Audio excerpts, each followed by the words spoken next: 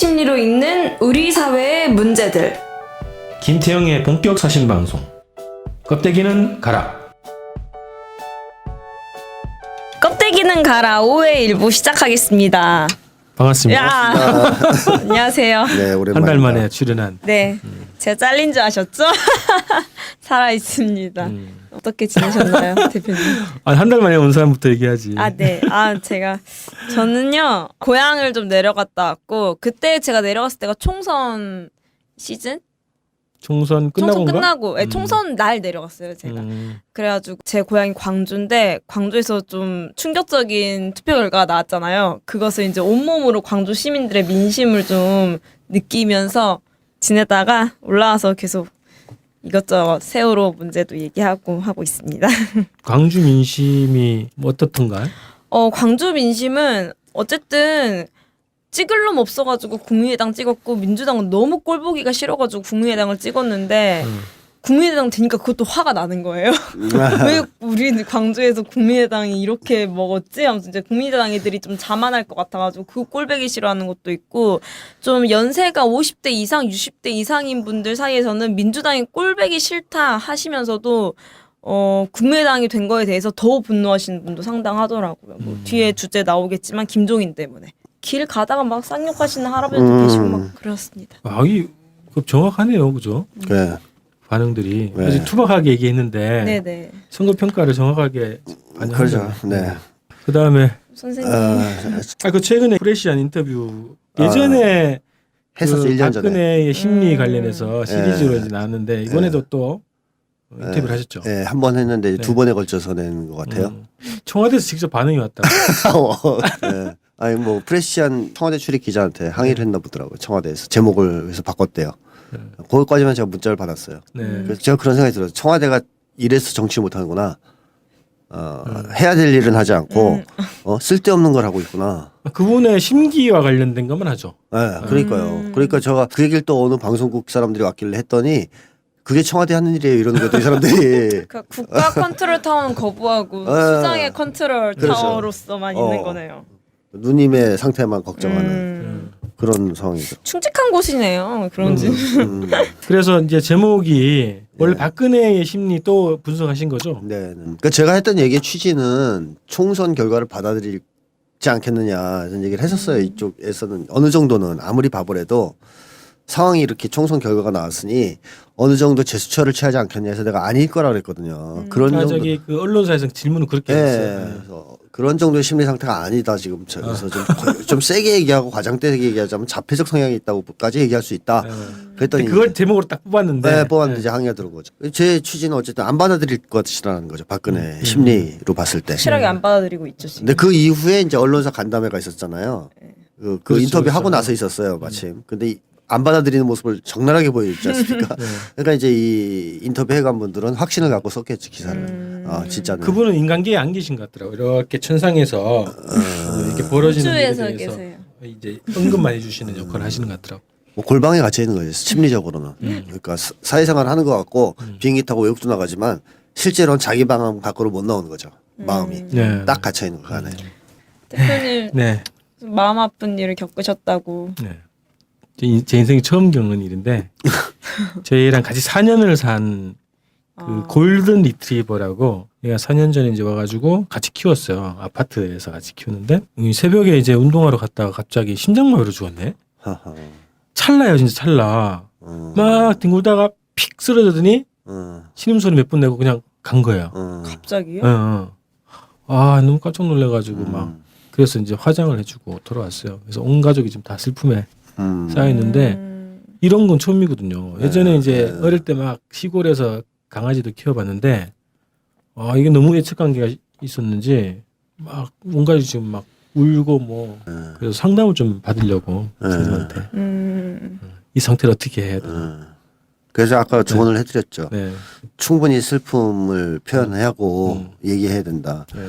그래서 우리 문화도 그렇고 외국에서도 그렇고 나쁜 것 중에 하나가 안 좋은 일이 있었을 때 슬픈 일이 있었을 때 금지하는 거 있죠. 예를 들어 뭐 집안에서 동생이 죽었다. 그럼 얘기 꺼내지도 마라. 그 얘기. 맞아요. 그런 분위기 있죠. 있어요. 그러면 이제 이게 컸을 때 상처가 돼요. 왜냐하면 동생의 죽음을 애도를 충분히 못했기 때문에 이제 마음에서 떠나보내지를 못한 상태가 되잖아요. 그럼 그게 자각이 안 돼도 무의식적으로 남아서 계속 괴롭힌단 말이죠. 그래서 별로 안 좋거든요. 그 회피하는 것은 충분히 슬픔을 표현할 수 있으면 표현을 하고 그런 표현이 있을 때 금지하거나 제지하지 말고 많이 슬퍼하면 또 이길 수 있는 힘이 생기지 않겠나 싶어요. 아유, 하여튼 이게 크잖아요, 이게. 예, 큰 게라 빈자리가 크더라고요. 문을 딱 열면 보통 얘가 이제 뛰쳐나오고 막 나와서 매달리고. 이렇게 하는데 그게 없으니까 너무 허전하더라고요. 하여튼 그런 마음이 일이 아프네. 있었고요. 저희 방송에서는 새 방송이 또 하나 네. 시작이 됐습니다. 남북관계 전문. 네, 네. 그래서 이제 황선의 통일 콘서트. 네, 다시 통일 콘서트가 시작되는군요. 네, 그렇죠.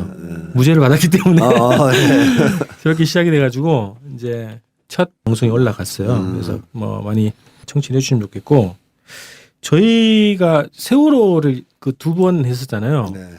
이게 다운로드 수가 확 올랐어요. 한 3-4배 올랐나? 확 올랐네요. 네. 그래서 좀 이례적인데 구독자는 그보다 훨 적은 거야.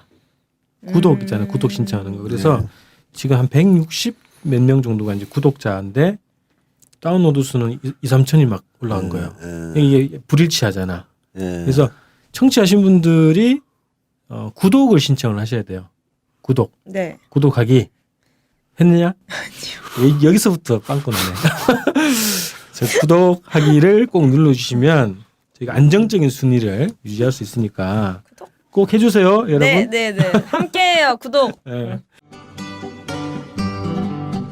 안녕하세요. 김인성입니다. 제가 이번에 테러 방지법이 통과된 이유를 대비한 책을 발간했습니다. 우리의 디지털 데이터를 안전하게 보관하고 보안 대책을 수립할 수 있도록 도와주는 책, 김인성의 완벽한 데이터 관리입니다. 국정원이 합법적이고 무차별적으로 국민들을 사찰할 수 있는 테러 방지법 시대에 맞서 우리 스스로가 우리의 데이터를 지킬 수 있는 방법을 담았습니다.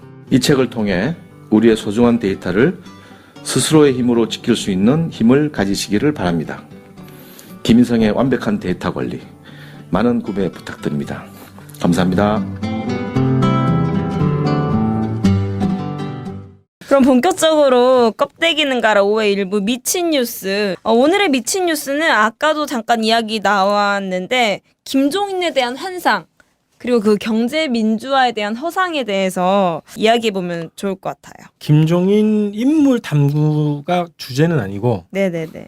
김종인의 경제 민주화 환상 뭐 이런 거 네. 이런 얘기를 좀 해야 될 것 같은데 그 한국의 지금 한국 정치에서 3대 미스테리 개념이 안 잡히는 3대 개념들이 경제 민주화가 있고 창조 경제가 있고 네. 새 정치가 있고 네, 맞습니다. 종잡을 수 없는 개념들이죠. 이제 이 한국 사회를 유형처럼 대해요. 근데 오늘은 이제 경제 민주화 얘기를 좀 해보는데 우리 예전에 총선 전에 한번 다루기는 했어요. 네, 간단하게. 간단하게 했죠. 예. 근데 이제 누가 또 질문이 있다고 그래가지고 아니 뭐 질문은 아니고 이게 총선 결과에 대해서 이야기를 하다가 제가 이제 그 광주의 민심을 온몸으로 느꼈다 했잖아요. 네. 하면서 저도 이제 김종인 씨에 대한 감정이 좋진 않아요. 그리고 실제로 광주 사람들이 분노한 것 중에 하나가 김종인 씨가 광주에 잠깐 살았어요. 6.25 끝나고 광주에서 초등학교를 잠깐 맞아. 다녔었거든요. 예, 예. 근데 이제 그 시절에 그 시절 어른들이 학교를 많이 다니진 않잖아요. 주로 엘리트층이 많이 다니지.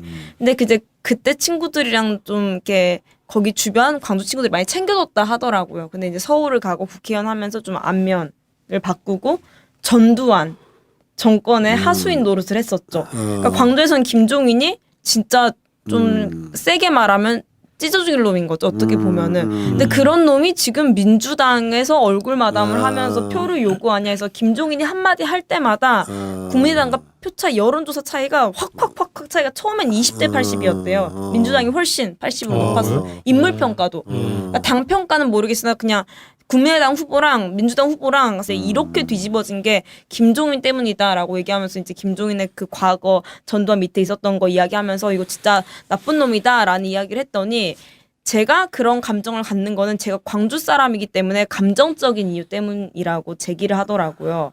실제로 아니 전두환 밑에 있었던 게 이 사람의 좀 정치적 철학을 보여주는데 무슨 감정적인 거냐라 했더니 김종인은 경제 민주화라는 확고한 자신의 신념이 있기 때문에 철새처럼 정치에 옮겨다니는 게 아니라 그 재벌을 타파하는 경제 민주화를 이루기 위해서 여기저기 몸을 담았던 것뿐이다. 이런 평가를 하더라고요. 아니 그렇게 주장하시는 분은 경제민주화가 뭔지를 얘기를 들어봐야 되겠네. 그렇죠. 재벌을 결국에는 재벌을 개혁하고 한다는 게 경제 민주화다 이렇게 생각을 하더라고요. 재벌 규제나 개혁은 박근혜도 얘기하던 거 아닌가요? 그렇죠. 안 해서 그렇지. 그런 얘기도 있어요. 안 하지 않냐 했더니 뭐 아직 안 하는 거다. 뭐. 그래서 그 김종인 씨 경제민주화 얘기가 시작이 그 87년 헌법 개정할 때 개헌할 때 그렇게 이제 나왔던 얘기인데 119조 2항 경제민주화 조항으로 불리는 요 조항이 있는데 조항 얘기가 이렇게 돼 있어요. 국가는 균형 있는 국민 경제의 성장 및 안정과 적정한 소득의 분배를 유지하고 시장의 지배와 경제력의 남용을 방지하며 경제 주체 간의 조화를 통한 경제의 민주화를 위하여 경제에 관한 규제와 조정을 할 수 있다. 요 항목이 들어간 거죠. 그래서 이제 이게 경제 민주화 그 뭐 조항이다 이제 이렇게 얘기가 된 거거든요. 그래서 가장 가깝게는 뭐 박근혜 캠프 시절 경제 민주화 정책으로 뭐 비정규직 차별 해소, 대여형 유통업체의 골목 상권 규제, 뭐 총수일가의 불법 행위 처벌 강화, 신규 순환 출자 금지, 금산 분류 강화 뭐 이런 얘기들이 들어가 있긴 했죠. 지켜준 게 하나도 없네요. 근데 그 박근혜 정부는 못할 거다 그러면서 튀어나왔죠. 그래서 아니 박근혜가 안 했잖아요. 네. 못할 거면서 왜 얘기를 한 거죠? 아까 그 사람 논리로 보면은 자기가 실현하려고 힘 있는 곳을 찾아다니면서 네. 이것을 철파하고 다녔다라고 주장할 수는 있겠죠. 그 주장도 말이 안 되는 게 총선이 끝나고 김종인 씨가 바로 재벌 개혁이 경제 민주화는 아니다라고 하면서 이렇게 얘기를 덧붙였다 하더라고요. 경제 민주화 하면 갖다 붙이는 게 재벌 개혁인데 재벌 개혁은 실제로 할 수 없다라고 이제 하면서 재벌들도 룰을 지키라는 이야기지 규제를 두겠다는 게 아니다. 권고하겠다는 거네. 네네. 그러니까 법은 있어도 국민들이 알아서 지켜주세요. 아니면 처벌하지 않겠습니다. 이런 논리랑 똑같은데 네. 87년에 그 경제 민주화라는 것이 저는 김종인 씨가 창조해낸 것이 아니라 네네. 87년에 민중항쟁의 사회적 분위기 이런 것들을 일정하게 이 권력이 수용할 수밖에 거. 없는 그 정도 아니었을까요? 그러죠. 경제 민주화라고 이제 한국 사회에서 막 요새는 개나 소나 다 얘기하는 것 같은데 이제 그 뭔지는 아무도 잘 모르는 네. 그런 이제 애매한 말이 지금 통용되고 있는데 이걸 생각을 해봐야 되지 않겠습니까? 일단 그게 뭐냐 개념에 대한 정의가 일단 정확해야 될 것이고 그다음에 두 번째는 도대체 왜 경제 민주화를 하려고 하느냐 하는 그 경제 민주화를 하려고 하는 이유도 한번 살펴봐야 될 것이고 마지막으로는 또 경제 민주화의 주체는 누구이냐 하는 것도 한번 생각해 봐야 할 것 같아요. 근데 우선 거꾸로 돌아가서 주체부터 말씀드리면 네. 이게 민주화라는 말 썼다면 당연히 주체는 민이 돼야 되는 거 아니겠습니까? 민이 주인 되는 거죠. 백성이 주인이 돼야 이게 민주화 아니겠습니까? 네. 그러니까 경제 민주화도 당연히 주체는 민이 돼야 되겠죠, 백성이. 근데 문제는 김종인 씨 자기 혼자 지금 하려고 그러잖아요. 그래서 여기도 가보니까 혼자 해보니까 안 들어줘요, 집권자가. 그러니까 또 나와서 또 박근혜한테 갔더니 박근혜도 안 들어줘요. 그래서 민주당 왔는데 민주당 내에서도 안 들어준다든가 혹은 이제 뭐 들어준다 하더라도 민주당이 힘이 없다든가 새누리당 반대에 부딪혀 못한다든가 그럼 결국 이거는 실현 불가능한 행동 아니냐. 그러니까 엘리트주의적인 발상. 그러니까 내가 좋은 얘기를 하고 집권자한테 조언을 해서 이걸 펼치겠다는 계몽구주적인 발상. 위로부터 개혁을 하려는 발상을 지금까지 갖고 뭐 좋게 평가하자면 여기저기 다닌 건데 결국 실패했단 말이죠. 근데 앞으로도 이건 안 될 가능성이 높지 않겠느냐. 왜냐하면 한국 사회에서는 경제 민주화를 반대하는 세력들이 분명히 존재하기 때문에 강하게 존재하죠. 강하게 존재하기 때문에 그 세력과 싸워야 되는데 그 싸워서 그 사람들의 양보, 반대 세력이 양보 내지는 항복을 얻어내려면 결국 백성들이 주인이 돼야 되는 민중이 주인이 되는 경제 민주화의 추진이 돼야 되지 않습니까? 네, 이런 데에 대한 비전이 하나도 없다는 사실은 일단 주체 문제에서 심각한 문제가 있다. 그래서 결국 김종인 씨는 옮겨다닐 수밖에 없었지 않느냐. 의도가 어떻든 간에. 안타깝네요. 네. 그래서 앞으로도 저는 경제 민주화가 제대로 되려면 주체가 분명해야 된다고 생각해요. 그래서 이 점이 이제 뭐 예를 들면 아주 소극적으로 보더라도 북유럽식의 사회적 대타협, 노사정 간의 대타협. 근데 북유럽과 한국을 평면적으로 대비할 수는 없는 게 북유럽의 정은 그 당시에 사회민주당이었습니다. 진보 성향, 좌파 성향의 사회주의 정권이 정권을 잡고 있었어요. 그리고 한국과 같은 재벌 집단이 없었습니다. 자본가 집단이 물론 있긴 했지만 한국과 같은 아주 정말 한국 경제를 독점하고 있는 무소불위의 힘을 가진 재벌 집단은 아니었어요. 그 다음에 노동조합 운동이 우리보다 강했죠. 거의 조중률이 8, 90%될 네, 거예요. 그 당시에는 그 정도가 아니었더라도 한국보다 나았다는 겁니다. 거기는 탄압이 좀 적었기 때문에. 그래서 그런 조건에 노사정이 모여서 타협을 해서 민주화가 된 거 아니에요. 한국도 최소한 그 정도 세 가지 조건이 있어야겠다. 즉 정권이 중립성은 최소한 그러니까 유럽 같은 좌파 정권이나 뭐 진보 정권 아니더라도 최소한 공정한 중재를 할 수 있는 중립적인 성향의 정권이 있어야 된다. 근데 이제 민주당이 과연 그럴까 의구심이 좀 들고 말귀를 알아들어야지. 또 예, 그런 정권이 없다는 게 하나 문제고 그다음에 한국의 재벌이 북유럽의 재벌과 좀 다르다는 거죠. 이 체질이나 역사가 다르다는 거죠. 그래서 양보를 쉽게 안 하는 집단일 가능성이 높습니다. 한국 재벌은. 그래서 그게 문제고. 근데 세 번째로는 이 백성이 주체가 되는 것이 한국 사회에서는 금지가 돼 있다. 그러니까 노동조합 같은 거 만드는 거 자체가 법으로 보장이 돼 있긴 하지만 실제로 상당히 심한 탄압이 지금 따르고 있기 때문에 또 노동조합이 이제 사회적인 발언을 하면 그런 얘기 하지 말라. 그냥 노동자들 임금 인상 투쟁이나 하지 왜 니네가 사회적인 문제에 신경 쓰냐 하는 식으로 주체로서의 역할을 인정하지 않는단 말이죠. 이런 조건이라면 이제 한국 사회에서는 노사정 대타협을 통한 경제 민주화는 어려울 것이다. 최소한 그것도 안 되는 거죠. 네, 최소한 그것도 안 된다. 그래서 주체 문제가 일단 심각한 문제가 있고. 아니 그 노조에 대해서 이렇게 얘기해서 기업에서 노조 지부가 있으면 안 된다는 거예요. 네. 생산하는 그 기업은 생산하는 곳이지 네. 파업이나 이런 거 하면 안 된다. 이게 이제 김종인 씨의 발상한 거죠. 기업은 누구 거냐? 네. 난 오너 거라는 거죠. 노동자들은 경영의 주체가 아니다. 이런 발상을 갖고 있는 거거든요. 이게 그래서 이제 사실은 유럽하고 차이인 거죠. 제가 또 북유럽하고 비교를 하면 네.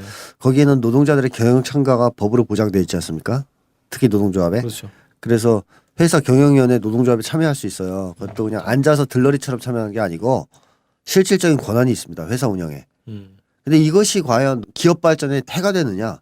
해가 안 되죠. 생산성이 올라가고 창의성이 올라가고 혁신안이 많이 나오고 노동자들의 주인의식이 높아지고 하는 긍정적인 면이 당연히 있거든요. 다만 노동조합이 이제 회사 경영에 참가하면 문제는 비자금 조성을 못할 테고 그죠. 나쁜 짓을 못하겠죠. 세계를 다 네네. 들어보니까 옥시 같은 거 만들기 좀 어려워질 테고 그다음에 뭐 정치권에 돈 주는 것도 어려워지겠죠. 그러니까 이것 자체 노동자의 경영 참가를 사실은 막는 이유는 재벌들이 뒷돈을 만든다거나 불법 비리를 저지르는데 방해가 된다거나 아니면 정치권에다가 뭘 주고 특혜를 받는데 또 문제가 된다든가 이런 거 못하는 게 제일 껄끄러워서 그런 거지 그런 걸 할 의사가 없다면 참가시킨다고 큰일 날 거 아닙니다. 그러게. 왜냐하면 노동조합이 참가한다고 회사를 망하게 하겠어요? 어떻게든 더 협력을 하고 도와서 회사를 서로 경쟁력을 높이고 네, 잘 되게 해야 임금 인상도 할 수 있는데 그래서 오히려 이제 좋은 측면이 많아서 외국에서는 그걸 보장하고 있는데 저는 한국에서 안 되는 결정적인 이유가 정경유착과 이 비리 부정 때문에 노동조합의 참여를 그렇게도 싫어하는 거 아니냐 하는 생각이 드는데 어쨌든 그런 점에서 보면 김종인 씨의 이 사고방식은 좀 심각한 문제가 있다. 그러니까 왜냐하면 기업의 주체, 경제활동의 주체를 철저하게 극소수 엘리트 내지는 오너, 지배자들, 소유주로만 한정을 해놓고 대다수의 이 일을 하고 있는 노동자들을 완전히 베풀어주는 시혜 대상 이런 식의 태도를 갖고 있는데 이거는 이제 시대 추세에 일단 맞지 않죠. 이제 앞으로의 경제는 그 소수가 먹여 살리는 경제가 될 수 없습니다. 일부는 그런 얘기를 하는데 한 명의 천재가 뭐 몇 명을 먹여 살린다 이런 헛소리를 짓거리는데 그런 경제로 갈 수 없다고 봅니다. 앞으로는. 즉 다수의 이 일하는 자들이 혁신적인 인재가 되고 창의적인 인재가 됐을 때 겨우 이제 생존할 수 있는 그런 경제로 움직이고 있지 지금 한 명의 아이디어와 다수의 로봇 같은 노동자가 움직이는 경제가 지속 가능성은 없다 이런 생각이 들거든요. 이제 그런 점에서 문제가 있어요. 그다음에 마지막으로 맨 처음에 제기했던 경제 민주화를 왜 하려고 하느냐 하는 문제인데 이게 이제 지난 시간에도 잠깐 얘기했던 거죠. 경제 민주화를 하려고 하는 목적이 뭐냐 하는 건데요. 우선 단순하게는 내가 소득을 좀 늘리고 싶어서 하는 경우도 있을 수 있어요. 소득이 불균형하니까. 그렇죠. 각자 이제 소득을 좀 늘리고 싶어서. 근데 그게 경제 민주화의 본질은 아니겠죠. 경제 민주화의 본질은 저는 그렇게 생각해요. 경제 활동에 대한 주인으로서의 지위를 회복하는 것이다. 원래 경제라는 것이 왜 나왔냐 하는 걸 우리가 생각해 보면 경제라는 것은 우리가 일상생활에서 쓰는 생활 자료들, 저 사람의 어떤 물질 문화 생활에 필요한 생활 자료들을 공급해주기 위해서 생긴 게 경제 아니겠어요? 네. 처음에는 그래서 이제 농업이 발달한 거잖아요. 먹는 문제가 해결이 안 됐기 때문에. 근데 이제 이게 경제가 발달하다 보니까 사람들이 생각하기에 야, 나 혼자 이걸 다 생산하는 것이 이제 미련한 짓이구나. 나는 농사만 짓고 옷은 네가 만들고 이렇게 해서 이제 분업화가 된단 말이죠. 그리고 이 사람들이 이 분업 과정에서 교환을 해야 되잖아요, 서로. 네. 그래서 시장이 생긴 거란 거죠. 시장이 생기고 화폐가 만들어지고 인류 역사의 경제라는 것이. 사실 경제의 기본의 이제 본연의 목적은 사람들한테 필요한 생활 자료를 공급하는 거예요. 근데 이런 얘기하면 이제 너 사회주의자냐 그러는데 뭐 사회주의라 해도 뭐 상관없고요. 그리고 이병철 씨도 똑같은 주장을 했다는 사실을 기억하셔야 됩니다. 제가 회고록에? 네, 회고록에 썼어요. 본인이. 경제의 목적은 아주 필수적인 자료들을 기업이 공급해 주는 거라 이렇게 주장을 합니다. 이병철 씨도. 그 당시에는 워낙 물자가 부족했기 때문에. 근데 지금은 사실 이제 그 단계가 지났고 생활에 필요한 물자 공급은 문제가 안 되는 정도로 경제가 발전했죠. 그 정도의 생산력은 되죠 지금. 되죠. 이제 웬만큼은 우리나라가. 이제 그 다음에 이제 목적 그러면 경제 민주화의 목적은 뭐냐? 물자 공급의 문제가 해결이 됐다면 그 다음에는 경제 운용에서 주체가 되느냐, 주인이 될 수 있느냐의 문제가 이제 주요해졌다라는 거죠. 그래서 이제 나온 게 바로 이제 경제 민주화란 주장이었다. 그러니까 경제도 백성 혹은 국민이 통제해야 된다는 겁니다. 소수 재벌에 의해서 좌우되는 것이 아니고. 네. 이렇게 안 되면 경제가 당연히 한국처럼 재벌 중심의 경제, 그 다음에 뭐 정경유착의 형의 이제 그 경제, 그 다음에 수출 주도형 경제. 수출 주도형 경제는 사실상 재벌의 이익을 위한 경제 체제거든요. 이런 식으로 왜곡될 수밖에 없어요. 주인이 이제 소수가 주인이 돼버리면. 그래서 이 경제 주권을 국민에게 되돌리는 거 이게 사실은 경제 민주화의 본질이다. 따라서 저는 기업 차원에서 경제 민주화의 본질은 노동자의 경영 참가에 있고 국가적 차원에서의 경제 민주화의 본질은 경제 전반에 대한 국민적 통제권을 네. 주는 거에 달려 있다라고 생각을 합니다. 그러니까 기업 차원에서는 그거는 형태가 이해가 된단 말이죠. 뭐 예를 들면 노동조합 대표들이 네. 기업 경영위원회에 참가해가지고 뭐 올해 기업의 발전 방향 그리고 분배를 어떻게 할 건가 이런 거에 대해서 같이 논의하고 결정하는. 근데 국가 차원에서는 어떤 형태로 그게 가능한 거예요? 그래서 이제 주장이 나오는 게 이거죠. 자본주의 경제로는 과연 이게 되겠느냐 하는 의견들이 많이 있는 겁니다. 순수한 자본주의 시스템으로 과연 경제에 국민이 주인이 될 수 있느냐 하는 의견이 많았던 거죠, 옛날부터. 왜 그러냐 하면 자본주의 경제의 가장 큰 문제점은 무정부성이거든요. 카페가 장사가 잘 된다. 그래서 차렸어요, 누가. 장사가 잘 됩니다, 진짜. 돈을 잘 벌어요. 그럼 이게 이제 소문이 나면 카페가 막 생겨요. 우후죽순으로 생기잖아요. 카페거리가 생기면. 카페거리가 생기면서 막 우후죽순으로 들어오잖아요. 그럼 경쟁이 치열해지잖아요. 그럼 커피값을 내려야 돼요. 네. 경쟁하려면. 그러다 보면 출혈 경쟁을 시작하고 아. 이러다 보면 다 망하잖아요. 그럼 네. 이제 독점이 돼요, 네, 또 카페가. 독점이죠. 그럼 독점 이윤을 또 이제 챙기게 되고. 자, 이런 것이 자본주의에서는 무정부성이라 그래요. 그러니까 통제 불가능하다. 계획이 전혀 없는 상태에서 경제 주체들이 깜깜이 상태에서 뛰어든다는 거죠. 그래서 자본주의 경제는 파산을 면치 못하고 자원이 낭비되고. 자원이 낭비되고 그다음에 과잉 생산 공황이 필연적으로 따르죠. 그러니까 물건이 이제 공급이 안 돼서 문제가 아니고 과잉 공급이 돼서 문제다라는 것이고 네네. 이런 무정부성 통제가 안 되면 사람들이 어떤 생각을 하게 되냐면 시장을 두려워하게 되죠. 즉 경제를 두려워하게 되는 거죠. 그러니까 이게 이제 막스가 얘기했던 굉장히 이제 큰 문제점, 자본주의의 큰 문제점이에요. 그 경기가 막 변동하고 공황이 터지고 파산이 되고 막 IMF가 터져서 기업들이 줄도산하고 하면 사람들이 느끼는 게 무력감이거든요. 네. 아, 이건 경제 앞에서 인간은 이렇게 속수무책일 수밖에 없구나. 근데 이게 옛날에 그 인류가 초창기 인류가 자연재해 앞에서 느꼈던 감정하고 다르지 않아요. 옛날에 생산력이 낮았던 옛날 시대에 사람들이 열심히 농사 짓고 있는데 막 비가 억수같이 쏟아져서 홍수가 나서 다 작물이 날아갔을 때 그 속수무책인 느낌, 네. 무력감. 이게 이제 경제 상황에서 대비가 되는 거죠. 생산력이 발전해서 이제는 홍수는 막을 수 있는데 댐 같은 거 쌓고 뭐 이렇게 해서. 근데 문제는 경제 시스템, 경기 변동 자체가 막 엉망으로 진행이 돼가지고 한 번씩 공항이 터지고 파산이 되고 막 난리가 나면 아니면 불경기가 되고 이러면은 사람들이 여기에 대해서 마치 자연재해에서 홍수 만난 것 같은 이런 느낌을 갖게 돼요. 그래서 이제 무력감을 느끼게 되고 사람들이 거기서 자본주의에 대한 공포, 경제에 대한 공포를 갖게 되는데 이게 굉장히 나쁘다. 정신 건강에. 그래서 막스가 그런 짓 하지 말고 과잉 생산 공황을 아예 막자 해서 얘기한 게 사회주의 아니죠, 사실은. 제도적으로 제도적으로 막자. 네네. 그러니까 무분별하게 그 카페가 들어오지 못하게 하자 이거죠. 잘 예측을 해서 네. 여기에는 카페가 4개 정도 들어와야 살 수 있다. 해서 4개 정도만 들어오도록 권유를 한다든가 네, 아니면 네. 그거를 약간 통제를 한다든가 해서 4개만 들어와서 안 망하게 해주고 이렇게 하시는 게 낫지.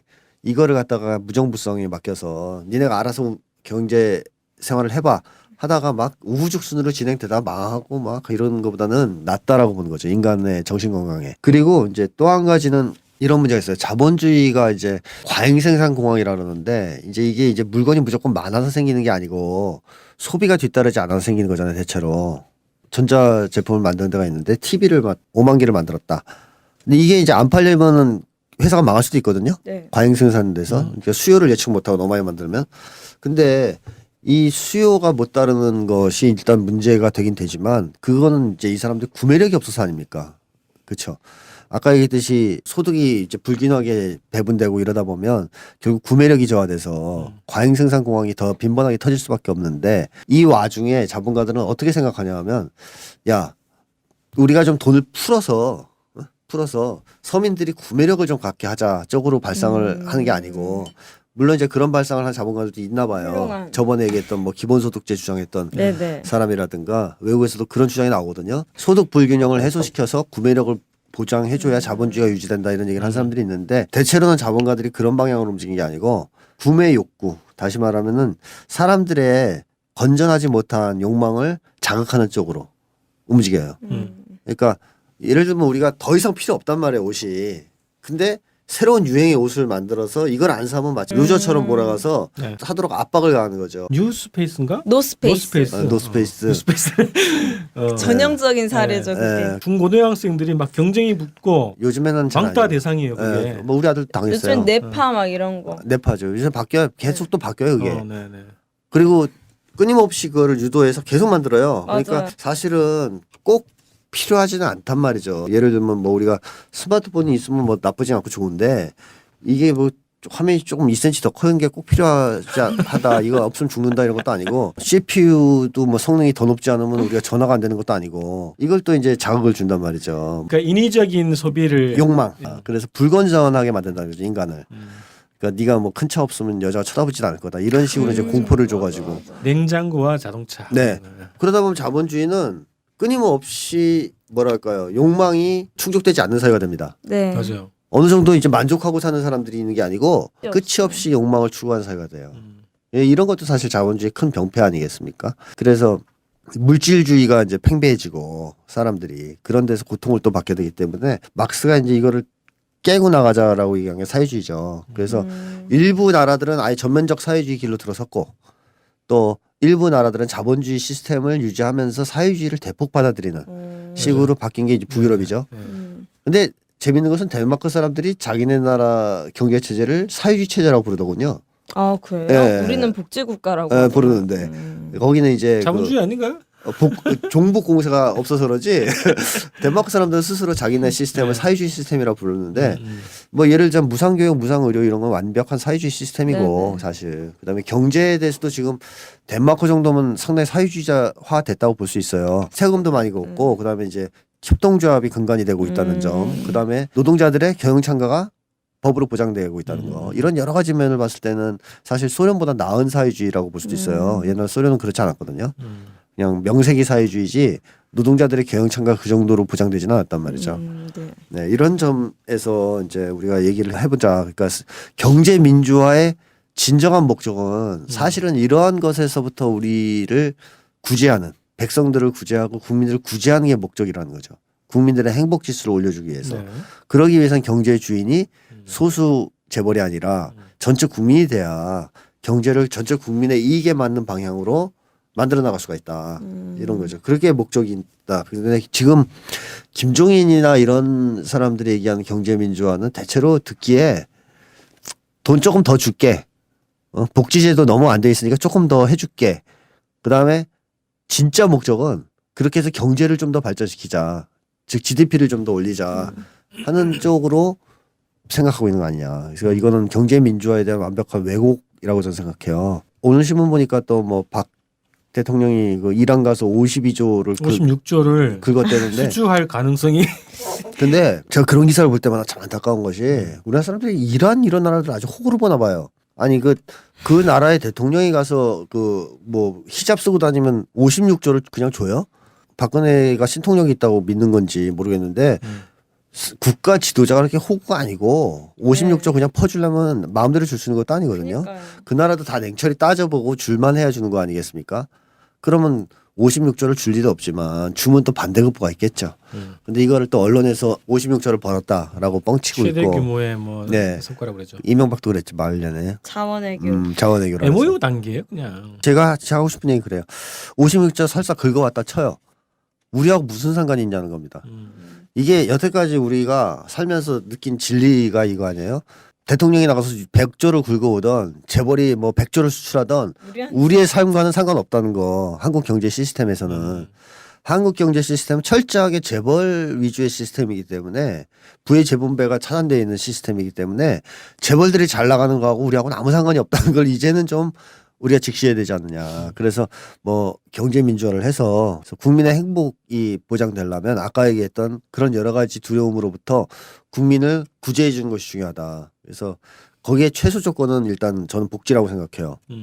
그때 얘기했던. 네. 그 다음에 조금 더 나아가자면 국민이 이제 경제의 주체가 되는 것이 필요하고 근본적인 해결을 하려면 아까 얘기했듯이 우리도 덴마크 정도까지는 가야 된다. 자본주의적 시스템을 사회주의적 시스템 쪽으로 접근시켜야 된다라는 것이 이제 근본적인 목표다. 이게 경제민주의 본질이라고 생각합니다. 그래서 경제 민주화에 대한 열린 토론이 필요해요. 한국 경제 어떻게 할 것인가에 대해서. 그죠. 근본적으로 저는 국내 정치 제도에서는 이런 그 무식한 자본주의 체제를 극복할 수 있는 뭔가 새로운 대안을 논의할 수 있어야 되고 거기 안에서 이제 뭐 경영 참가라든가 이런 것들이 자연스럽게 노려내야 될 것 같고 네. 대외적인 또 관계의 문제에서 경제의 문제 있잖아요. 네. 자립 경제가 돼야 되는 거죠. 그렇죠. 수출 주도형 이런 게 아니라 네. 뭐 내수 중심으로 하고 또 분단 경제가 아니라 통일 경제로 이런 경제 체제로 가야 된다라고 하는 것이 저는 경제 민주화 혹은 경제 문제에 대한 또 본질이 아닌가 싶습니다. 네. 그런 논의가 전혀 되지 않고 그냥 이미지만 김종인은 경제 민주화의 아버지, 네. 아버지라고 지금 그 이미지만 그 차용해서 지금 사용되고 있고 야당이 특히 이제 민주당이 이제 그런 이미지를 차용한다는 의미에서 영입을 한 것 같거든요. 그거를 광주 시민들은 본질적으로 딱 깨뚫은 거지 또. 그렇죠. 사실 그거죠. 이제 그 이력을 아니까 예. 옮겨 다니는 이 과정을 보면서 카멜레온 같다는 느낌을 받았던 거죠. 근데 이제 사람들이 그걸 싫어하죠. 진짜로 그 사람이 경제 민주화라든가 자신의 철학이 있어서 옮겨 다녔다고 하면은 최근에 이 발언을 하지 않았겠죠. 재벌 개혁은 아니다라는. 그렇죠. 결국에는 권력 욕에 눈멀어 경제 민주화라는 아버지라는 타이틀을 스스로도 못 버리고 그거를 발판 삼아 계속해서 정치를 했던 것은 아닌가 하는 좀 생각은 들어요. 그래서 네. 뭐 오늘 뭐 김종인 개인에 대한 이런 것들을 뭐 집중적으로 하는 건 아니지만 경제 민주화론 하나만 또 분석을 해봐도 김종인이라고 하는 사람 그 사람의 본질의 일단을 좀 볼 수 있지 않겠냐 싶습니다. 여러 차례 얘기했지만 하여튼 경제에 대한 관심과 목적은 결국 우리의 이 삶의 파탄, 이 우리 끔찍한 이 불행과 고통으로부터 우리를 구제하는 데 기여하는 쪽으로 경제를 바꾸려고 하는 게 목적이어야지 네. 그 자체에서 뭐 돈을 더 번다 이런 식으로 이해하는 것은 큰 문제입니다. 이제 그렇게 해서 해결되지 않는다는 것이고 한국 사람들도 어느 정도는 이제 그 문제에 대해서 눈을 뜨고 있는 것 같아요. 그러니까 돈이 많아지고 더 소득이 올라간다는 해서 해결될 문제가 아닌 것 같다라는 느낌을 이제 갖고 있다는 거죠. 네. 자, 첫 번째 주제를 이렇게 마치죠. 네네. 안녕하세요. 주권방송 애청자 여러분, 황선입니다. 네, 이제 참 오랜만에 여러분들에게 인사드리게 됐는데요. 한반도 관련 뉴스를 좀 정리하는 황선의 통일 콘서트라는 프로그램으로 여러분께 새롭게 인사드리게 되었습니다. 네, 황선의 통일 콘서트는 이후 주권방송 홈페이지, 유튜브 그리고 팟캐스트를 통해 만나보실 수 있습니다. 많은 관심과 응원 부탁드립니다. 감사합니다.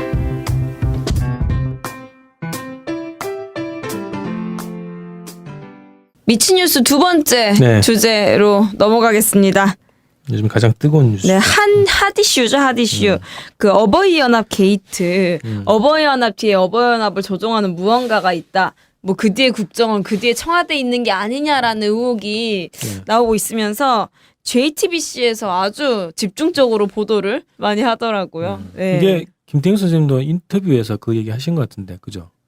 네. 앞으로 계속 이제 뭐 권력 누수되고 뭐 네. 폭로가 그 시작점이 될 거다. 네. 그래서 어버이연합 게이트 그리고 여기에 나오는 그 인물이 허현준이라고 청와대 행정관이에요. 네네. 허현준이라고 하는 사람의 이력이 언론에 나오기도 했는데 이 사람이 한때는 한총련 그 전북 지역 있어요. 전북 지역은 한총련 산하의 전북총련. 전북대 총학생회장이면서 전북총련 의장 출신이고 96년도에 한총련 중앙집행위원장까지 했던 사람이다. 이제 이렇게 해서 통일운동을 열심히 했던 사람인데 결국은 박근혜 정부의 행정관으로 들어가서 여보연합을 배후 조종하고 뭐 각종 시위를 지시하고 종북몰이를 하는데 앞장섰다. 뭐 이러면서 이제 스토리가 나오는 거죠. 네네. 그래서 그 오늘은 주로는 여보연합 게이트 이거를 다루려고 하는 건 아니고 변절자의 심리를 한번 다뤄보려고. 신선하네요. 모두가 이 게이트에 대해 이야기할 때 우리는 변절자의 심리를 게이트는 네. 그 언론이 잘 하고 있잖아요. 그러죠. 어차피 뭐. 네. 그건 우리가 안 해도 어쨌든 그 허영준 행정관이 뭐 대표님도 이야기하셨지만 과거에 학생운동을 아주 열심히 그냥 깨짝깨짝 됐던 게 아니고 한충현 중앙집행위원장이면 거의 연륜이 많고 경험 최고학번의 선배가 하는 역할이죠. 또 한겨레에서는 1986년생 NL은 현재 진행형이다라면서 문제물을 발표하고 있다고 하네요. 반미선봉의 주사파인데 네. 이 사람이 청와대 행정관으로 들어가서 애국보수로 애국보수의 이제 지휘자로 돌아섰다. 이제 이런 시리즈를 한겨레에서 지금 내고 있는데 내용은 별로더라고. 별로를 가져 좀 제목부터 별로인 것 같아요. 이 사람이 뭔가 좀 목가심정이 있는지 어쨌든 이런 식의 그 기획 기사는 중간중간 이렇게 나오거든요. 정권 말기 뭐 이럴 때나 정권 이제 위기 상황일 때는 NL 뭐 반미 이런 것도 막 공격하는 방식으로 해서 관심을 또 다른 데로 돌리고 종북몰이에 또 바탕을 또 깔아주는 거죠. 어쨌든 이 기사는 별 영향권 없는 것 같은데 이런 인물에 대해서 한번 어떤 심리일까? 너무 궁금해요 이게. 왜냐하면 뭐 저도 학생운동 해봤지만 정말 매번 경계를 하거든요. 마음을 경계. 그러니까 학생운동 하다 보면은 집에서 그런 얘기 진짜 많이 들어요. 네가 돈 버는 것도 아니고 정치나 하려 하냐고, 할 거면 좀 제대로 해라, 민주당 들어서 좀 제대로 해라라고 하는데 실제 진짜 제 선배들이나 이런 뭐 보면은 막 정치라는 게 진짜 신념이 확고하지 않으면 할 수 없는 거라고 생각하거든요. 권력 욕망 갖고 했다가는 진짜 안 좋은 몇 개 전례들이 있잖아요. 그런 것 때문에 오히려 마음을 경계하는데 한총련 중앙집행위원장까지 했던 사람이 어떻게 이렇게 돌아설 수 있지? 이게 좀 충격인 것 같아요, 저한테는. 사람들이 그런 거 궁금해서 물어본 사람들이 예전에도 좀 있었는데요. 일부 사람들은 그런 얘기도 많이 하더라고요. 그러니까 왜 운동권의 그 최고 지도자급, 그러니까 리더급들이 변절을 많이 하느냐 이런 얘기를 많이 하거든요. 근데 이제 그거는 이렇게 봐야 되겠죠. 그러니까 리더급 변절자가 필요하니까 집중적인 공작을 했을 가능성이 일단 하나 있고요. 예를 들자면 내가 국정원이나 옛날 식으로 하면 안기부나 이런 쪽에서 회유를 받았다, 변절을. 그렇다면 이미 이제 운동권 내에서는 상당히 영향력 있는 사람이었다는 뜻이겠죠. 그렇겠죠. 예, 정보력이라든가 여러 가지 영향을 미치면서 이제 밑으로 하수급들은 교섭이 안 들어온다. 그래서 우리 때는 무슨 농담도 있었냐면 안기부랑 타협을 하면 대학원 가고 교수 될 수 있다. 거기까지 보장해준다. 이런 얘기들이 공공연하게 나돌았어요. 취직 보장이죠 기본. 네, 취직은 뭐 기본이고 일단 자기가 원하는 그런 쪽으로 그러니까 높은 지위까지 밀어준다 안기부에서 뭐 그런 얘기가 있었는데 어쨌든 그 정도의 교섭력을 발휘해서 그걸 따려면 운동권 내에서도 그만큼 역량 있는 사람이어야 되기 때문에 약간 간부급 이상에게 이제 공작이 진행이 집중된다 이런 측면이 있고 그다음에 뭐 변절했을 때 화제로 삼기에도 좀 유리하니까 더 부각시키는 측면도 있는데 근데 문제는 최고 고수는 변절을 못 시켰다 하는 거죠. 쿠바 혁명의 지도자였던 뭐 카스트로라든가 체게바라라든가 이런 사람들은 변절을 못 시켰잖아요. 암살을 한번 했지. 약간 최고 고수는 아니고 활동하는 데서 약간 상층에 있었던 사람들이 집중적인 어떤 공작의 대상이 된다는 측면 일단 말씀드릴 수 있겠고 그 다음에 변절자라는 것이 미리 정해져 있느냐 심리가 아니면 어떤 사람도 이렇게 변절자가 될 수 있는 거냐라고 했을 때 제가 심리학자의 입장에서 말씀드리면 정해져 있다고 봅니다. 그래요? 네, 결정론인가요? 거의 그렇죠. 거의. 예, 저는 거의 결정돼 있다. 예. 미리 변절할 사람은 정해져 있다라고 생각합니다. 어떤 사람이? 그거 뭐 당연한 건데요. 일단 활동을 하는 데 있어서 진짜 순수하게 대의를 위해서 하는 사람들이 있어요. 국민, 민중의 이익을 위해서 이제 한 거죠. 이런 사람들 변절 안 합니다. 변절을 하더라도 약간씩 움직여요. 그러니까 뭐 예를 들어서 극좌에 있다가 약간 변절하면 좌에서 중도. 예, 약간 하면 중도 그러다가 이제 야당 이런 선에서 왔다 갔다 하지 이렇게 확 넘어가지는 않거든요. 어버이연합 이런 데 가는 거는 국민들한테 테러하겠다는 얘기잖아요. 그러니까 이제 초심에서 완전히 벗어나는 거라 이건 못해요. 대의를 정말 가지고 운동에 들어갔던 사람은. 근데 운동에 그런 사람만 있는 건 아니라는 겁니다. 물론 전혀 없었던 사람은 없었겠죠. 그 당시에는 다들 전체일평전도 읽고 뭐도 받고 충격을 받아서 정말 민중을 위하여 나는 한다라고 생각은 했지만 문제는 뭐냐면 심리적인 결함으로 인하여 자기의 개인적 야심을 버리지 못했던 사람들이 있어요. 분명히.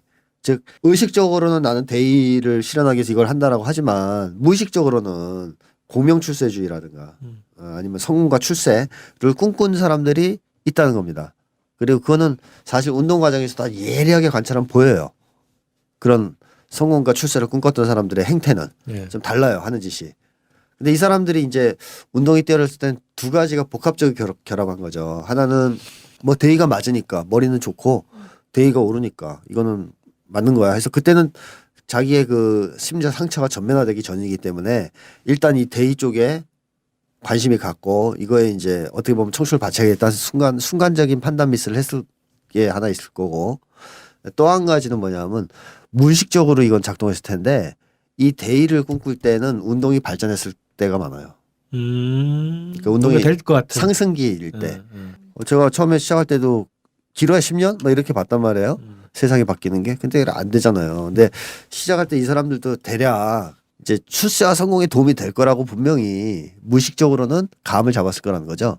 그래서 이제 뛰어들었어요. 근데 이 사람들이 그럼 변절은 언제 하느냐?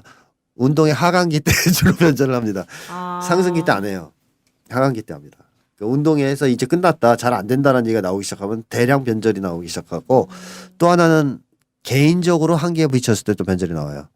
그러니까 전체적인 운동의 흐름 자체가 하강세를 탔을 때에도 위기를 느껴서 변절하지만 개인적인 삶에서 자기가 마음먹은 대로 자기가 지도자급으로 성장이 안 되더라. 또는 운동의 주도권을 잡을 수가 없더라. 내가 이 당에 들어가서 먹어보려고 했더니 안 먹히더라. 이러면 이제 그때는 개인적 한계를 느낀단 말이죠.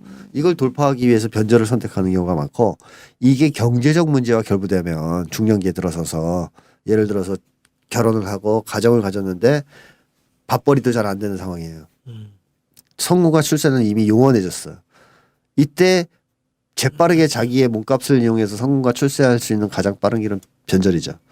그래서 이때 이제 변절이 보통 이때 집중적으로 일어난다. 아니 그 정보기관에서 네. 그런 걸 잘 스캔하고 있더라고. 그래서 그런 고민 있는 사람한테 착 접근하는 거지. 그죠. 특히 이제 경제적 어려움을 겪고 있는 사람, 네, 뭐 이런 사람들. 그러니까 탐문을 계속 해보는 거죠. 경찰들이 그런 데나 이제 그 국정원이나 이런 사람들의 또 전문가들이 있어요. 보면 변절할 놈가 아닌 사람을 금방 가려보는 게 있어요. 이 사람들이 그러니까 변절한 것은 운동하는 사람들이 다 할 가능성이 있는 중에 일부가 한 것이 아니라 시작 전부터 이미 변절의 가능성을 내포한 사람들이 변절했다라고 보는 것이 옳다는 겁니다. 극복하는 사람도 있겠죠. 운동을 하면서 이 사심을 극복하려면 여러 충격적인 사건이나 심리적인 어떤 중요한 변동을 경험해야 되거든요. 그 속에서 아 내가 야심이 있었다. 나한테 영웅주의가 있었다. 이런 것들을 깨닫고 참회하고 반성하고 또 그런 과정을 거쳐야 돼요. 또 상처가 너무 깊어서 공명출세주의의 뿌리가 사실은 애정결핍이란 말이에요. 그래요? 그렇잖아요. 애정결핍. 인정받고 싶은 거란 관심 말이에요. 받고 싶고. 관심과 인정받고 싶은 거란 말이에요. 가족 문제와 연결됐구만. 연결되죠 또. 네. 그래서 그게 있어서 또 자기가 한다라는 것을 자각해서 심리치료가 된다든가 하면 이 문제에서 해방이 될 수 있는데 사실 운동하는 사람들 이런 심리학적 관심이 별로 없었지 않습니까 옛날에는. 그렇죠. 지금도 뭐 많은 편은 아니지만 그래서 그 치유를 안 한 상태에서 계속 해요. 애정결핍 치유가 안 된 상태에서. 또 이제 연한이 되면 이제 예. 올라가죠 또 지금은. 지금은 올라가고 네. 그러면 더 이상 돌아보지 않아요. 나는 이미 그런 문제는 없는 사람이야. 이렇게 이제 자만하다가 그게 공명출세주의로 표출이 되고 그게 이제 또 개인적 어떤 어려움과 결합이 되면 이 변절에 중요한 계기가 되는 거죠. 그래서 저는 운동을 하냐 안 하냐가 그렇게 중요한 게 아니고 정말 초심이 어떠하냐가 중요하다. 초심이 원래 없었던 사람들이 있다는 거예요. 시작할 때. 시작할 때 초심이 잘못된 사람들이 있었다는 거예요. 초심 자체가 좋은 게 다 아니라는 거죠.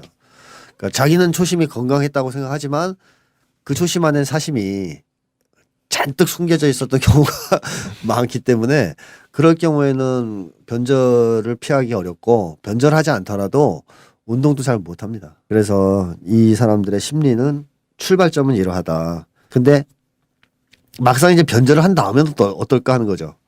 그죠? 김문수라든가 뭐 이제 그 하태경이라든가 네. 이 허현준 이런 사람들의 허현준. 심리는 어떨까? 우선 죄의식이 있을까 없을까요? 처음에 아, 있었는데 여기 재밌을 것 같아. 그 사람들. 죄의식을 없애려고 자기 합리화를 하면서 잊으려고 더 발버둥 쳤거든요. 그럼 지금은 없을까요? 그래도 있지 않을까요? 죄의식은 없어지지 않죠. 변절에 대한 죄의식. 네. 응. 얘들이 초심이 전혀 없었던 애들은 아니잖아요. 네. 대의가 뭔지도 알잖아요. 근데 지가 하는 행동이 사심을 위한 길이고 자기 개인적 성공과 출세를 위한 길이라는 걸 왜 모르겠습니까? 그러니까 죄의식이 없을 수가 없어요. 아마 모르긴 몰라도 꿈속에서 맨날 그런 꿈 꿀 거예요. 밤에 동료들이 나와서 같이 운동했던 칼로 자기 찌르고 이러는 거 있잖아. 변절자 너는 죽어야 돼. 그러면 칼로 찌르고 와 하고 깨고 이런 거 있죠. 아마 그런 꿈 많이 꿀 거예요 이 사람들. 제가 짐작한데. 불안하겠다. 그러니까 불안하죠. 굉장히 죄의식이 심할 겁니다. 자, 이 죄의식 굉장히 심한 죄의식이 시간이 지난다고 없어지지 않거든요. 따라서 방어 행동만 극렬해져요. 시간이 지날수록. 방어 행동. 네, 과잉 방어하는 네. 죄의식을 방어하기 위한 행동만 극렬해져요. 그 중에 하나가 말씀하셨던 합리화, 자기 합리화도 포함되는 거고 또 운동하는 사람들에 대한 적대감과 증오. 그거 오히려 더. 자기 죄의식을 자꾸 자극하는 사람들이니까 운동하는 사람들 너무너무 화나는 거죠 보면 막 죽이고 싶고. 사실 자기 혐오죠. 네, 근데 어쨌든 그런 것 때문에 행동이 극렬화가 돼요. 좀 왜 저렇게까지 하지? 왜 저렇게? 그러니까 이제 하여튼 변절자들이 권력을 잡을 때 더 독하게 한다. 네, 그런 말이지. 거기서 그게 죄의식 때문이란 거예요. 차라리 죄의식이 없었던 처음부터 금수저로 태어나서 철없이 자라서 부자가 됐다 하는 사람이 이 진보 세력에 대한 적대감은 얘들보다는 덜해요. 그럴 수 있겠네. 얘들은 죄의식은 좀 덜하니까. 적어도 딴 죄의식은 있어도 바로 그 자기 맞상대하는 진영에 대한 죄의식은 없기 때문에 그래도 뭐 대의도 몰랐고 어차피 처음부터 그런 건 덜한데 이 사람들은 이미 이걸 아는 상태에서 이걸 변절했기 때문에 그 죄의식의 크기가 굉장히 크죠. 그리고 그것 때문에 고통받고 있다. 그래서 얼굴도 삭죠. 시간이 지날수록. 인상이 변하다. 인상이 변하죠. 얼굴이 삭을 겁니다. 왜냐하면 죄의식 때문에 일단 꿈자리가 얼마나 안 좋겠어요. 사람이 딴 건 몰라 죄 짓고 못 살아요. 일단 그래서 그 옛날에도 친일파들이 그 죄의식이 굉장히 심하기 때문에 도독하게. 더 독하게 놈들보다. 일본 순사보다 더 독한 놈들이 맞아, 맞아. 이 변절자들이에요. 자, 하여튼 그런 이제 과잉 행동을 하게끔 만드는 게 죄의식인데 어쨌든 삶은 행복할 수 없어요. 일단 죄의식 때문에. 그다음에 또 하나의 문제점 뭐냐면 이런 게 있죠. 불안과 두려움이 극심하다. 우선 이건 죄의식 때문에도 오지만 의심하지 않을까 상대방이 나를. 너 운동권이었잖아. 스파이 아니야? 위장 전향 아니야? 그리고 뭐 우리한테서 뭐 하려고 왔어? 등등 이렇게 눈 쳐다보는 게 별로 안 좋을 거 아니에요. 뭐 얼마나 좋겠어요, 그죠? 혹시 제 자식이? 그런 것도 있고 그 의심. 너 아직 빨간물 덜 빠진 거 아니야? 뭐 이런 거 있죠. 그러니까 그 박정희가 사실은 노동당원이었잖아요. 남노당원. 네. 남노당원이었는데 동지들을 팔아먹고 나서 변절한 네. 거잖아요. 그러고 나서 미국이 계속 의심했잖아요. 너 남노당원이었잖아. 네. 그래서 박정희가 그것 때문에 과잉 반공을 한 게 있거든요. 음. 의심 피하려고. 자, 그래서 어쨌든 이 사람들은 그 두려움과 의심의 시선을 계속 느끼며 살아요. 무섭겠죠. 근데 그런 걸 방어하려면 어떻게 됩니까? 더독하게. 극렬하다 나는. 이쪽에 아주 열정적인 사람. 증명해줘야지. 열정적인 사람이야. 음. 나 정말 반공투사야. 음. 이걸 증명해서 행동해야 되잖아요. 그러니까 당연히 이제 뭐랄까 맞아, 맞아. 지랄 발광을 한다 그럴까요? 좀 그런 게 있는 거죠. 그러니까 오바해서 더 막 어. 앞서서 욕하고 해야지. 그렇다면 이런 허연준 여든 지금 꼬리 자르기에 꼬리가 되잖아요. 이제 그 꼬리의 제물로 이제 네. 이 사건을 이제 혼자 했다라고 될 텐데 그럴 경우에 어떤 행동을 할지도 너무 궁금하더라고요. 순순히 잘려 나갈 것인가, 네. 아니면 마지막 남은 양심으로 폭로라도 할 것인가. 양심 없어요. 예, 양심이 없다. 양심이 있는 정도의 수준이면 변절을 이렇게까지 깊이는 못해요. 이거 저 기대감이 있구만 좀. 아, 전 드라마를 많이 봤나 봐요. 그래서 어쨌든 이 사람들은 의심받지 않기 위한 몸부림. 이 삶의 하나의 방식이에요. 그래서 김문수 지사가 좀 때때로 오버하잖아요. 그죠. 그래서 이게 뭐냐면 살고자 하는 몸부림이에요. 나 의심하지 마. 날 맞아. 믿어줘. 네. 나 대통령 돼도 나 옛날 전적하고 아무 상관없는 사람이야. 나는 완전히 새 사람이 된 거죠. 난 완전 파쇼광이야. 뭐 이런 거잖아요. 이런 것이 있고 그다음에 마지막 이제 하나가 그 안에서 변절을 했는데 이 사람들이 변절한 이유 자체가 사실은 선거가 출세 아닙니까? 네. 개인적 사심. 그러면 변절할 때 목적은 뭐겠어요? 똑같아요. 선거가 출세를 할 기회를 찾아 변절한 거 아니겠어요? 그 안에서 또 선거가 출세를 해야 되겠죠. 그럼 어떻게 됩니까? 이게 이제 굴러온 돌의 심리겠지만 이제 박혀있던 돌을 굴러온 돌이 빼야 되잖아요. 그럼 어떻게 해야 돼요? 더 열심히 더 미친 듯이 하지 않고서는 도저히 자기는 여기서 굴러온 돌이기 때문에 막 6시에 출근하고 막 선거가 출세할 수 없다라고 생각하고 충성을 다 바치고 하여튼 모든 걸 다 걸고 업어줄 수 있으면 업어주고 아무나 뭐 하여튼 모든 걸 다 해서라도 이 굴러온 돌이 아니라 나는 박힌 돌이다라는 걸 증명해야 되지 않습니까? 그래서 그 굴러온 돌 심리까지 결부되면 이 사람들의 이 정신적인 발작 수준은 뭐 제어하기 어렵죠. 한마디로 저는 참 무서운 사람들이다. 무서울 수 있다. 불쌍하지만 타인들에게 해를 끼칠 가능성이 너무 많다. 네. 정신적으로 안정돼 있지 않기 때문에. 그래서 제 충고는 그렇습니다. 이제 사람이 맛이 가더라도 변절은 하지 말라. 뒤가 안 좋다. 나중에. 관두면 되는 건데 그죠? 그렇죠. 차라리 그만두든가. 근데 이 사람들은 그럴 수가 없다는 게 시작할 때 자체가 목적 자체가 선거가 출세였기 때문에 그만둘 수는 없어요. 그만둔다는 건 그걸 멈출 포기하는 수 없네. 거니까. 그래서 자기의 기본적인 이 무의식적 야망을 실현해야 되기 때문에 선거가 출세를 향해서 전향은 할지언정 그만두진 못하는 거고 또 전향을 했을 때 몸값을 받을 정도의 프리미엄은 있는 거죠. 운동 세력 내에서는. 그러니까 하는 거죠. 그게 없으면 안 하죠. 만약에 이제 그 정권 교체가 됐어요. 네. 그래서 이제 정말 새로운 정부가 민주적인 정부가 들어섰어. 네. 남북 관계도 좋아지고 네. 통일도 막 됐어. 네. 그럼 이 사람들은 이제 어떻게 될까? 이 사람들이 이제 사회적으로 최고의 뭐랄까 저평가를 받는 어떻게 보면 인간 이하의 취급을 받는 존재가 되겠죠. 그리고 본인들도 그걸 예측하겠죠. 어느 정도는. 따라서 그런 사회가 안 되도록 하기 위해서 영구 집권을 위해서 어마어마한 최후 발악을 할 수가 있고 또 만약에 되면 반성하고 그럴 텐데 사실은 내가 뭐 이런 이유로 할 수 없이 그랬다라든가 순간 실수했다 이런 테지만 이런 사람들 믿으면 안 되죠. 그 한국의 어떻게 보면은 뭐 전통적인 좀 보수적인 정말 이제 수구 냉전이 아니라 전통적으로 그냥 보수적인 그 성향이 있는 사람들보다 더 위험한. 그래서 제가 계속 얘기하는 게 한국 사회에서도 차라리 그런 보수가 형성됐으면 지금보다는 살기 좋았을 거라는 겁니다. 사회가 건전했을 거라는 거예요. 차라리 부잣집 뭐 예를 들면 정주영 씨 같은 경우가 진보라고 할 수는 없지 않습니까? 근데 자서전을 보면 뭐라 그러냐면 미국식 자본주의는 문제가 너무 많다. 북구형 자본주의로 가자. 이미 그 당시에 우리식으로 얘기하면 사회주의를 지향했던 거 아니에요. 좀 세게 얘기하면. 정주영 정도의 이런 어떤 자본가 출신들이 당을 만들었고 한국에서 그 사람들이 보수 정당을 만들어서 집권을 했다면 한국 사회는 지금보다 낫다는 겁니다.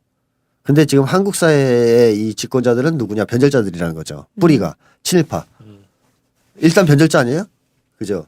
민족을 배신한 변절자들이 권력가자가 됐어요. 그러니까 이 변절자의 심리가 한국 권력층의 심리라고 해도 틀린 말이 전혀 아닙니다. 예, 요 제가 지금 분석했던 심리를 한국의 권력층이 다 갖고 있다고 보면 되거든요.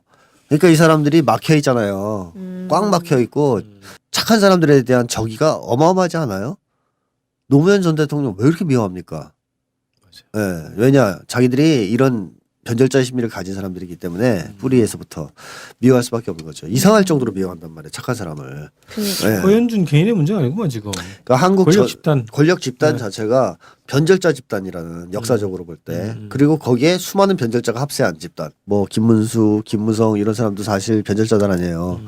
뭐 김무성 운동권은 아니었지만 그래도 김영삼 밑에 있었던 사람이고 김영삼 자체가 변절자 아닙니까? 민정문제연구소 뭐 이사 출신인가요? 아 진짜요? 초기에. 김무성이요? 저기 그러니까 오세훈 이런 사람들 보면 이제 이런 사람들이 합류한 물이 바로 한국 사회의 권력층인 거죠.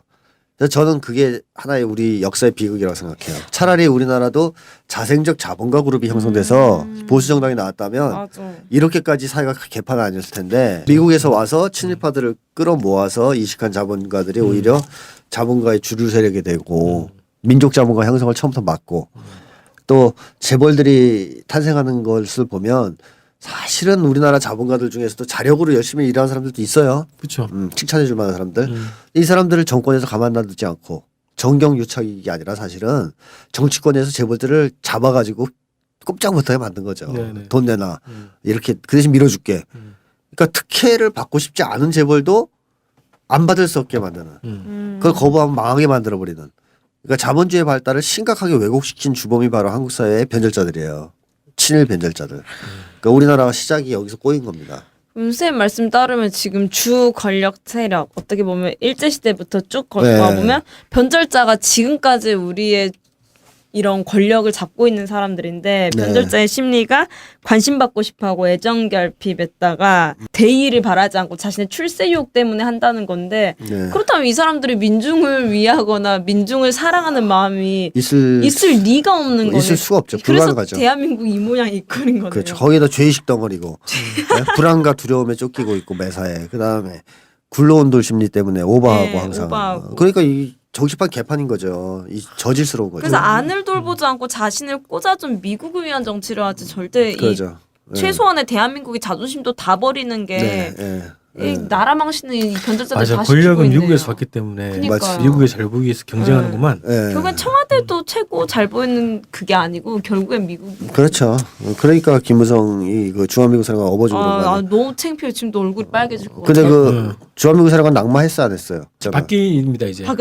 김무성이 업어준 사람 다 사람 주한미군 사령관도 잘린 거야? 와. 그러니까 김무성이 박근혜 대통령을 업어주는 게 중요하네. 아, 그래도 신통력이 있어요, 그죠? 업어주는 사람을 다 떨어뜨리는. 떨어졌어요. 네. 네. 어쨌든 그 하여튼 한국의 역사가 사실 역사적 뿌리가 슬프다 이제 참 거기서 시작이 잘못됐다는 얘기 많이 하지만 그 심리학적으로 보면 이런 문제가 있다는 겁니다. 이런 아, 문제가. 너무 속이 막 고구마 100개 먹은 것처럼 자꾸. 최소한의 아버지나 그지? 정상적인 심리 어느 정도의 건전한 심리를 가진 사람들이 아닌 그런 약간 정신적으로 정말 심하게 얘기하면 정신병의 수준이 있는 네. 그렇게 판단이 될 만한 사람들이 한국의 집권층을 형성했다. 그러니까 이들이 만든 한국 사회의 문화가 건전하기가 참 어렵지 않겠냐. 그렇죠. 아, 이 허현준부터 해가지고 역사까지 얘기했네. 네. 어, 허연주는 이 뿌른 썩은 뿌리에서 잔챙이구만. 하나 이렇게 잔챙이가 나온 그 가지 하나일 뿐이었어요. 아 근데 저는 그 아까 이제 얘기했던 그 한겨레 신문에 그 박찬수의 NL 현대사 연재를 시작하면 이 연재 있잖아요. 네. 이게 어떤 느낌을 주냐면 당신들 NL이 대단한 운동가들이 결국은 이렇게 변절해서 청와대까지 들어가 있다. 그래서 이건 낡았고 더 이상 희망이 없고 뭐 이런 얘기를 주려고 하는 것 같아요. 네. 의지를. 앞으로 뭐 좀 더 봐야 되겠지만 저는 이거는 글이 나올 때가 아니라고 생각해요.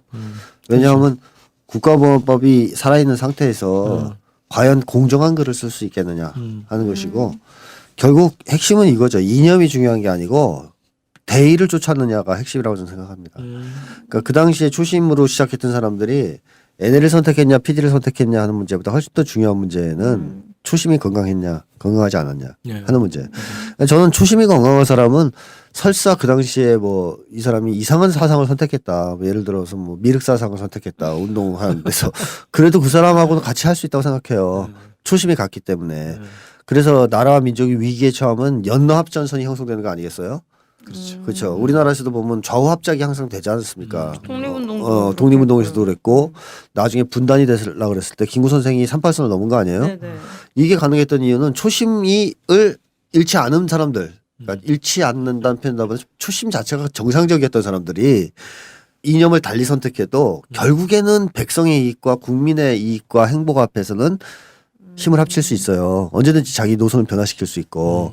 그래서 그건 전 변절이 아니라고 생각해요. 네네. 예, 그 굉장히 훌륭한 거라고 생각해요. 왜냐하면 시작점이 좋고 마음이 깨끗하기 때문에. 근데 이제 문제는 정반대. 그렇게 될 수 없는 인간들이 있다는 것이고 그렇게 될 수 없는 사람들이 사실은 문제라는 것이죠. 그래서 우리 한국 사회도 이런 글이 나오려면 네.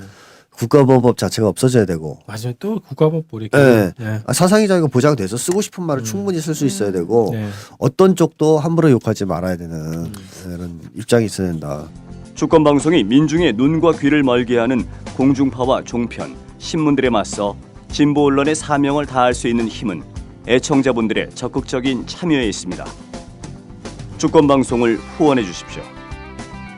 홈페이지 www.615tv.net에서 민들레 홀씨 정기 후원인이 되어주시거나 우리은행 1005-501-779-765 주식회사 주권방송으로 직접 후원을 해주셔도 좋습니다. 저희 주권방송은 평화 번영과 민주 회복을 위한 진보 언론의 사명을 성실히 수행할 것입니다. 주권방송과 함께해 주시기 바랍니다. 변절자의 심리를 한번 우리가 분석을 해봤습니다. 뭐 이렇게 살지 마세요. 그죠? 이렇게 살지 마. 자, 이렇게 해서 미친 뉴스 두 번째 네네. 마치고 2부로 넘어가겠습니다. 네.